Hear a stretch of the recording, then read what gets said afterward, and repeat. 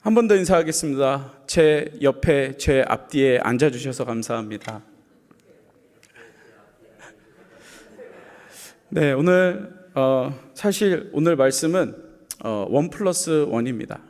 사실 EM 예배 오늘 2부, 3부 말씀을 전하는데 갑자기 유기성 목사님이 오셨다는 이야기를 듣고 저도 갑자기 오늘 1부 예배까지 설교를 하라는 명령이 떨어졌습니다. 10주년 되신 분께. 그래서 오늘 기쁨으로 또 말씀을 은혜를 같이 나누려고 합니다. 제가 하루는 교회에 좀 늦게까지 있는 시간이 있었습니다. 저녁 늦게 다 캄캄해지고 아무도 없는 시간까지 있었는데, 여러분들도 가끔 한 번씩 밤 늦게까지 교회에 계셔 보시면 되게 은혜가 있을 것 같은데 생각보다 되게 무섭습니다. 그래서 제가 사무실에 앉아 있을 때 밤에는 이렇게 문을 잠고, 사무실 문을 잠고 이렇게 앉아 있는데 갑자기 화장실이 가고 싶어서 이제 문을 열고 화장실을 갔다 왔는데 문이 잠겨버린 겁니다. 그 사이에 제가 문을 잠고 나왔으니까 그게 그냥 잠겨버린 거예요. 그래서 주머니에 손을 넣어보니까 열쇠도 없고 핸드폰도 없는 거예요. 교회 문은 다 잠겨있고. 그러니까 도저히 제가 이제 그러면 집에도 못 가고 연락도 안 되고 누가 와달라고 부탁도 못 하고 문도 못 열고. 그래서요 막 거기 이제 날씨도 좀 추워지고 으슥해지고 또 제가 이제 밤에 좀 무서워하거든요, 교회를. 근데 무섭기도 하고 그래서 어떻게 해야 되나 막 고민을 하다가 아무 방법이 없어요. 문을 뭐 이렇게 툴도 없고 아무것도 없어가지고 바깥으로 무작정 나갔습니다. 왜 나가냐면 창문을 깨고 들어가야 되겠다. 그러니까 내가 창문 깨고 내일 고치더라도 왜 집에 못 가고 아무것도 못하니까 창문을 깨야 되겠다. 그래서 화단에 있는 돌을 들고 이 사무실 뒤쪽으로 이제 창문을 깨고 들어가려고 걸어가고 있는데 저쪽 저희 지금 놀이터 있는 그쪽에서 빛이 이렇게 비치는 거예요. 무작정 그래서 뛰어갔어요. 갔더니 EM 형제가 뒤에서 운동을 하고 밤늦게 이제 집으로 가려고 그쪽으로 지나가고 있는 거예요, 차를 타고. 그래서 가가지고 이제 너무 얼마나 반갑던지 제가 그 생각을 했어요. 제가 거짓말 1% 조금 더 보태면 예수님을 만나면 이 정도의 기쁨은 되겠구나. 정말 예수님을 만나는 기쁨이었습니다. 이 유리를 깨야 되는 그 순간이었는데 그 형제를 만나서 또 그 형제가 교회 키를 가지고 있어서 키를 열고 들어갔던 그 기쁨을 누렸던 일이 있었습니다. 제가 그걸 생각하면서 무슨 생각을 했냐면 누군가 옆에 함께 있어준다는 것, 내가 어려움을 만났을 때 그것을 옆에서 도와주고 해결해 줄 사람이 있다는 것은 참 감사한 일이다. 여러분, 우리가 인생을 살아가면서 우리의 인생은 하나님께서 창조하실 때부터 함께 살도록 하나님께서 창조하셨습니다. 인간은 절대로 혼자 살아갈 수가 없습니다. 그래서 하나님께서 함께함을 통하여서 함께 힘을 얻게 하셨고, 함께하는 것을 통하여서 함께 위로하도록 하나님께서 우리를 창조하셨다는 것입니다. 우리가 함께한다는 것, 그리고 우리가 동역한다는 것은 그것이 얼마나 능력이 있는지 성경은 우리에게 분명하게 말해주고 있다는 것입니다. 오늘 본문에 보면 바울이라는 인물이 등장합니다. 여러분, 바울이 어떤 인물입니까? 여러분 잘 아시죠? 여러분, 바울은 예수 믿는 사람을 죽이러 다녔던 사람이었습니다.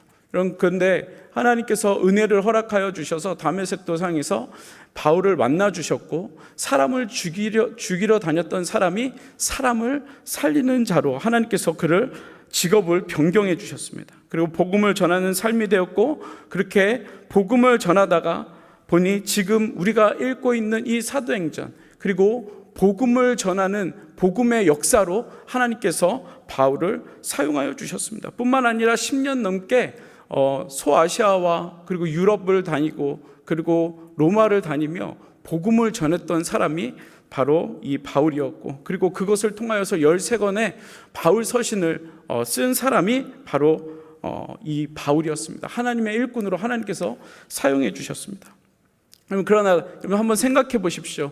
10년 동안 복음을 전하고, 물론 하나님을 만난 그 기쁨이 있었습니다. 10년 동안 복음을 전하고 걸어서 소아시아와 유럽을 다니면서 복음을 전했던 이 바울, 여러분 행복했겠습니까? 행복하지 않았겠습니까? 네? 행복했을까요? 네. 저는 그렇게 생각하지 않습니다. 왜냐하면 여러분 10년을 걸어 다닌다고 여러분 생각해 보십시오. 여러분 이 캘리포니아를 다니면서 걸어 다니면서 산을 넘고 그리고 물을 건너서 여러분 맨날 복음을 전하며 다닌다고 여러분 한번 생각해 보십시오. 복음은 좋죠. 물론 좋죠. 그럼 그 육신이 얼마나 힘들었겠습니까? 여러분 어쩌다가 한번 편하게 배 타고 한번 가보겠다 하면은 풍랑을 만나서 배에 빠지고 산을 넘어야 되고 물을 넘어야 되고 걸어서 10년을 복음을 전했던 그 삶이 여러분 참 쉽지 않았을 겁니다. 그래서 제가 아는 사람 중에 예수님을 만나고 제일 고생했던 사람이 바울이에요. 얼마나 많은 고생을 했는지 모릅니다. 여러분 그럼에도 불구하고 이 바울은 복음 전하는 일을 그치지 않았습니다.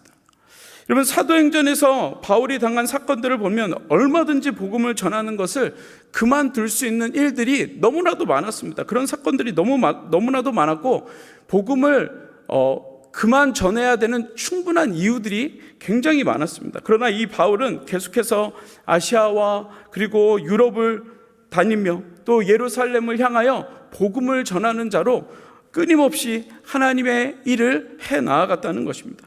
여러분 사도행전 20장 24절에 보면 왜 바울이 이렇게 복음을 전했는지 본인이 이야기하고 있습니다. 사도행전 20장 24절에 보면 내가 달려갈 길과 주 예수께 받은 사명 곧 하나님의 은혜의 복음을 증언하는 일을 마치려 하면은 나의 생명조차 조금 더 귀한 것으로 여기지 아니하노라 라고 바울이 본인의 사명을 이야기하고 있습니다. 여러분 그리고 또 하나 이 하나님께서 바울에게 주신 사명이 있었고 바울이 이렇게 어려운 가운데에도 힘든 가운데에도 고난스러운 그 핍박의 상황 속에서도 바울이 복음을 전할 수 있었던 이유가 또 하나 있었는데 바로 그 옆에 동역자들이 함께 하고 있었다는 것입니다. 동역자들. 오늘 같이 나눌 말씀입니다. 이 동역자 함께 한다는 것, 동역한다는 것, 우리가 하나님의 일을 하며 나아갈 때, 우리가 이 땅에서 이 땅에서 살아갈 때, 여러분, 우리는 누군가의 도움, 누군가의 함께함이 꼭 필요하다는 것입니다. 여러분, 오늘 본문 읽은 말씀인데요. 36절, 37절에 보면 이 말을 한 후에 무릎을 꿇고 그 모든 사람들과 함께 기도하니 다 크게 울며 바울의 목을 안고 입을 맞추고 라고 이렇게 묘사를 하고 있습니다. 여러분 지금 이것이 어떠한 상황입니까? 오늘 이 본문이 어떠한 상황입니까? 여러분 지금 이 본문은요 바울이 3차 전도 여행을 마치고 예루살렘으로 돌아가는 시점입니다. 밀레도에서 이제 배를 타고 예루살렘으로 돌아가는 그 시점입니다. 여러분 바울에게 있어서 예루살렘은 어떤 곳입니까? 고향과 같은 곳입니다. 그곳에서 교육을 받았고 그곳에서 자랐고 그곳에서 신앙생활했고 그곳에 많은 부모님들도 있고 가족들도 있고 수많은 사람들이 예루살렘에 있었습니다. 여러분 그러니까 바울은 3차 전도 여행 힘든 여행을 마치고 선교 여행을 마치고 이제 예루살렘 집으로 돌아가는 길입니다. 여러분 단기 선교 다녀와 보셨죠? 단기 선교를 마치고 집으로 돌아올 때 여러분 기분이 어떠십니까? 물론 단기 선교에 있을 때도 너무 좋지만 집에 돌아올 때는 더 많이 좋죠. 행복하잖아요. 그렇죠? 이제 따뜻한 물과 편안한 잠자리. 여러분 그 고향으로 돌아간다는 기쁨은 굉장히 큰 기쁨입니다. 사실 제가 오늘 담임 목사님 10주년을 맞이해서 제가 오늘 한국 가거든요. 네, 담임 목사님 여기 계시고 저는 이제 한국을 가는데 가족을 만나러 간다는 그 기쁨이요 얼마나 기쁜지 몰라요. 뭐 특별한 건 없지만 또 제가 한국 간다니까 한국에서 또 4단계로 올려가지고 이제 2명 이상 만날 수가 없어요. 그냥 집에 계속 있어야 되는데 그럼에도 불구하고 기쁜 이유는 집으로 간다는 그 기쁨이 있기 때문에 그렇습니다. 여러분 그런데 오늘 본문에서는 바울이 예루살렘 에베소 장로들과 함께 지금 오늘 본문에 보면 바울이 누군가와 함께 울고 있는데 에베소에 있는 장로들과 함께 눈물을 흘리는 장면이 나온다는 것입니다. 눈물을 흘리며 작별하는 장면이 나온다는 겁니다. 여러분 왜일까요? 무엇 때문에 이렇게 눈물을 흘리면서 울고 있습니까?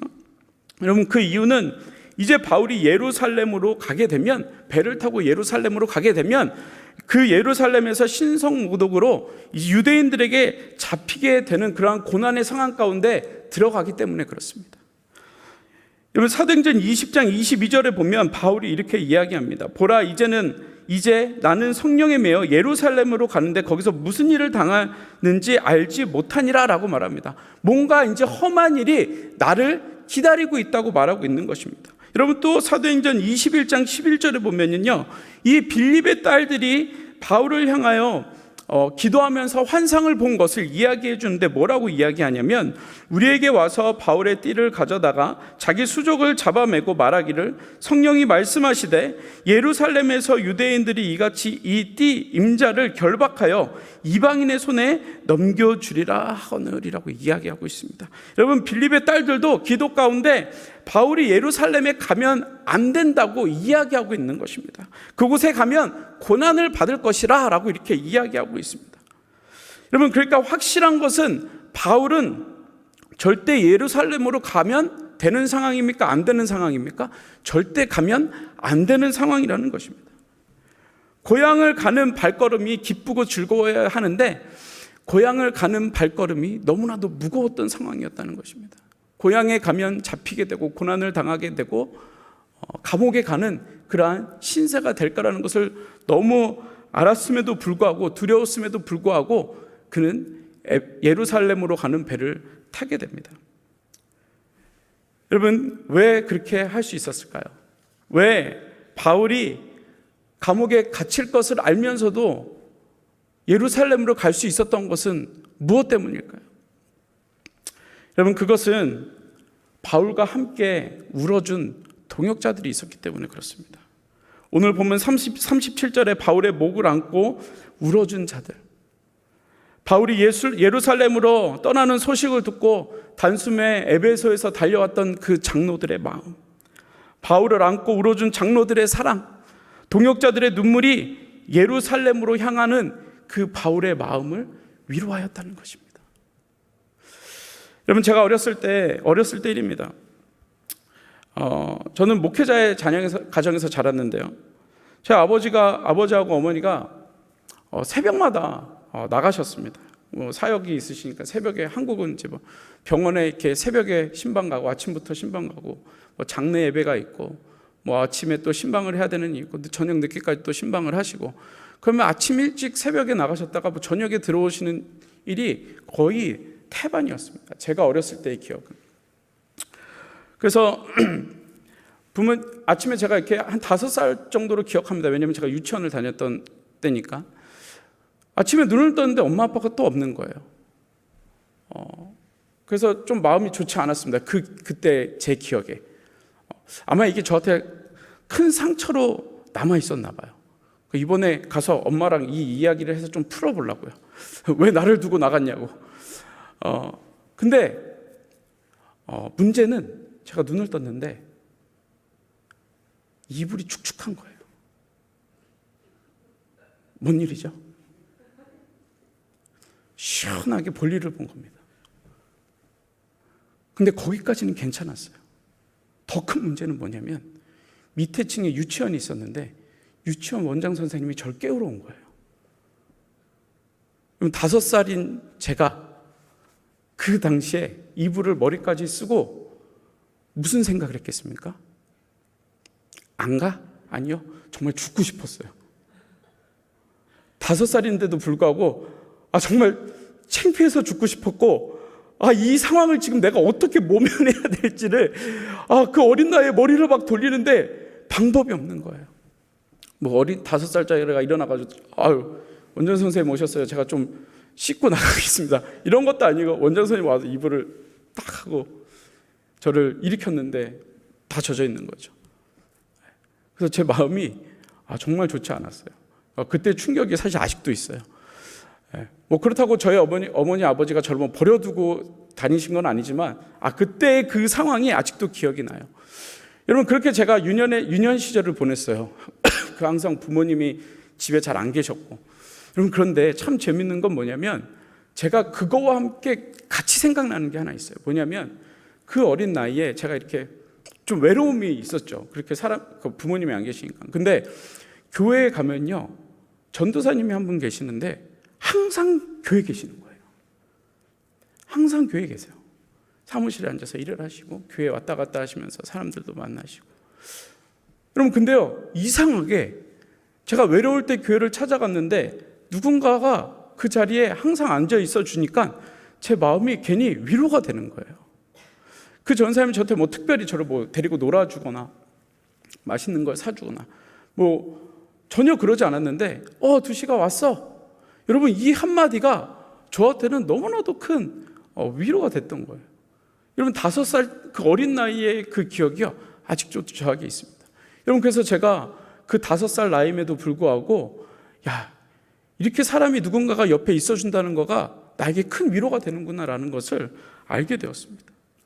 여러분 그래서 성경에서 말하는 이 함께라는 단어가 우리 인간에게 우리가 살아가는 이 땅 가운데 얼마나 큰 축복인지 모릅니다. 여러분 시편 133편 1절에 보면 시편 기자가 이렇게 이야기합니다. 보라 형제가 연합하여 동거함이 어찌 그리 선하고 아름다운고. 여러분 여기서 이 동거하다라는 단어는 히브리어로 야샤르라는 단어를 사용합니다. 근데 여러분 이 야샤르라는 단어는 이 동거한다는 뜻은 함께하다, 영어로는 오늘 제목처럼 together, 함께한다는 것을 이야기합니다. 함께한다. 여러분 다시 말하면 하나님께서 함께하는 것, 하나님의 일을 위하여 함께 걸어가는 것, 우리가 이 땅 가운데서 하나님의 창조의 질서대로 함께 살아간다는 것, 함께한다는 것, 옆에 있어준다는 것은 하나님 보시기에 어떻다고요? 선하고 아름답다라고 하나님께서 말씀하고 있다는 것입니다. 여러분 연약한 자들과 여러분 함께 해주십시오. 기도가 필요한 자들과 여러분 함께 해주십시오. 여러분의 가족과 여러분 함께 해주십시오. 여러분 그 함께하는 하나님의 이 질서의 법을 통하여 하나님께서는 우리에게 뭐라고 말씀하시냐면 선하다 그리고 아름답다라고 하나님께서 우리에게 말씀해 주신다는 겁니다. 여러분 성경의 인물 중에 다윗이라는 인물이 있습니다. 여러분 다윗의 인생을 보면 여러분 다윗에게는 너무나도 좋은 친구가 있었습니다. 누굽니까? 골리앗이요? 아니요, 요나단이요. 여러분 다윗에게 있어서 정말 좋은 친구가 있었는데 요나단이라는 친구가 있었습니다. 사울이 다윗을 죽이려고 얼마나 열심히 따라다녔습니까? 얼마나 오랜 시간을 따라다녔습니까? 다윗 한 명 죽이기 위해서 이 사울이요 3,000명이나 되는 군사들을 이끌고 다윗을 죽이기 위해서 찾아다녔습니다. 다윗은 얼마나 마음이 졸였겠습니까? 여러분 그런데 이 요나단을 통해서 그 많은 어려운 시간들을 이겨내고 피하고 그리고 도움을 얻었다는 것입니다. 여러분 그래서 결국에 다윗이 왕의 자리에 오르기까지 옆에서 함께 도왔던 사람이 바로 요나단이었다는 것입니다. 아마 요나단이 없었으면 다윗이 왕의 자리에 오를 수 있었을까라는 생각을 해보게 됩니다. 여러분 또 다니엘에게 좋은 친구가 있었습니다. 사드락 메삭 아벳느고. 왕의 진미를 거절할 때 함께 기도했던 사람들이 있었습니다. 그 친구들이었습니다. 동역자들이었습니다. 여러분 다윗이 사자굴에 들어갈 때 사드락 메삭 아벳느고가 불 속에 들어갈 때 함께 했던 사람이 있었습니다. 누굽니까? 친구들이었습니다. 물론 천사들 하나님이 함께 하셨지만 그 친구들을 하나님께서 보내주셔서 그들을 통하여 힘을 얻게 하셨고 이 땅의 수없이 많은 어려움들을 이겨갈 수 있도록 하나님께서 은혜를 허락해 주셨다는 것입니다. 영적인 친구들을 허락하여 주셨다는 것입니다. 여러분 또 예수님께서 십자가에 달리셨을 때 예수님과 함께 했던 자들이 있었습니다. 예수님을 따라다녔던 많은 사람들, 그리고 예수님을 3년 동안 따라다녔던 제자들이 있었지만 그들은 다 도망가고 예수님과 함께 십자가 그 밑에 엎드렸던 자들이 있었는데 마리아와 아리마대 요셉과 그리고 백부장 니고데모. 여러분 예수님께서 십자가에 달려 돌아가셨을 때 예수님께서 뭐라고 말씀하셨습니까? 보소서 아들이니이다. 누구를 봤습니까? 어머니를 봤습니다. 그 어머니가 그 십자가 밑에서, 그리고 아리마대 요셉 그리고 니고데모가 그 십자가 밑에서 눈물을 흘리며 예수님을 바라보고 있던 그 모습을 여러분 한번 기억해 보십시오. 예수님이 성육신, 말씀이 육신이 되어서 하나님의 아들로 이 땅 가운데 육신이 되어서 오셨는데 그 십자가의 고난 가운데 여러분 얼마나 힘드셨겠습니까? 얼마나 예수님께서 그 십자가에서 수모를 당하셨습니까? 얼마나 괴로우셨겠습니까? 여러분, 근데 그 밑에서 눈물 흘리며 예수님을 바라보고 있는 이 사람들을 보며 예수님께서 그 십자가의 아픔을, 그 십자가의 고난을 참아내셨다는 것입니다. 여러분, 함께한다는 이 기쁨이, 함께한다는 것이 여러분 얼마나 큰 힘입니까? 십자가의 고난도 이겨낼 수 있는 힘을 만들어낸다는 것입니다. 소원하기는 우리 새누리교회 성도님들, 여러분 함께하는 은혜가 있기를 간절히 소망합니다. 여러분 함께하는 것을 통해서 여러분 삶 가운데 큰 위로와 힘이 되어지기를 간절히 소망합니다. 여러분, 그 사람들이 멀리 있지 않습니다. 어떤 재벌이 우리와 함께 해주지 않습니다. 어떤 잘 나가는 사람이 우리와 함께 해주지 않습니다. 여러분, 지금 이 자리에 앉아 계신, 좌우에 계신, 앞뒤에 앉아 계신 분들이 우리와 함께하는 것입니다. 그리고 성령님께서 우리와 함께하고 계신다는 것입니다. 시편 113편 1절에 말하였던 것처럼 보라, 형제가 연합하여 동거함이 어찌 그리 선하고 아름다운지. 보라, 형제가 연합하여 함께함이 어찌 그리 선하고 아름다운지요. 여러분, 이 은혜가 저와 여러분들 삶 가운데 있기를 간절히 소원합니다. 여러분, 에베소 교회 장로들이 바울이 예루살렘으로 간다는 그 이야기를 듣고 단숨에 그 먼 길을 달려왔던 것처럼 여러분, 우리가 서로에게 장로가 되어주는 은혜가 있기를 간절히 소망합니다. 요나단이 되어주는 은혜가 있기를 간절히 소망합니다. 사드락, 메삭, 아벳느고가 되어주는 그 은혜가 저와 여러분 가운데 있기를 간절히 소망합니다. 여러분, 울어주십시오. 같이 목을 잡고 울어주십시오. 여러분, 같이 끌어안고 기뻐해 주십시오. 여러분, 하나님께서 그 모습을 보시고 가장 너희들이 선하다, 가장 너희들이 아름답다라고 하나님께서 말씀해 주신다는 것입니다. 여러분, 엄청난 은혜 아닙니까? 여러분, BBS가 내일부터 시작됩니다. 여러분, 전도사님들과 발렌티어들이 일주일 내내 나와서, 전도사님들은 한 달 넘게 너무나도 많은 것을 준비하면서, 기획하면서, 생각하면서, 아이들 생각하면서, 기도하면서 준비하고 있습니다. 어저께도 늦게까지 전도사님들 또 발렌티어 오셔가지고 무대 세팅하고, 또 애들 크래프트 만들고, 찬양 율동 연습하고. 여러분, 그런데 여러분 어떻게 오셔서 도와주실래요? 네. 한 가지 방법이 있습니다. 저희 교회 부엌에 가시면 큰 냉장고가 2개 있습니다. 여러분, BBS 동안 냉동실에는 아이스크림이, 냉장고에는 수박과 음료수가 가득 넘치기를 간절히 소망합니다. 여러분, 그럼 발렌티어들이, 전도사님들이 그거를 먹으면서 얼마나 힘을 얻겠습니까? 여러분, 함께 해주시겠습니까? 아멘. 여러분, 새누리교회 정말 우리가 함께하는 교회, 동역자 되는 교회 되기를 간절히 소망합니다. 여러분, 어려운 일이 있을 때 손가락질하는 게 아니라 어려움 있을 때 서로 안고 울어줄 수 있는 여러분 그런 귀한 새누리교회 되기를 간절히 소망합니다. 이 시간 같이 한번 기도하겠습니다. 제가 기도하겠습니다. 사랑의 아버지 하나님, 또 우리 함께함에 은혜를 주셔서 감사합니다. 함께 신앙생활할 수 있도록 우리 묶어주셔서 감사합니다. 하나님, 우리가 서로에게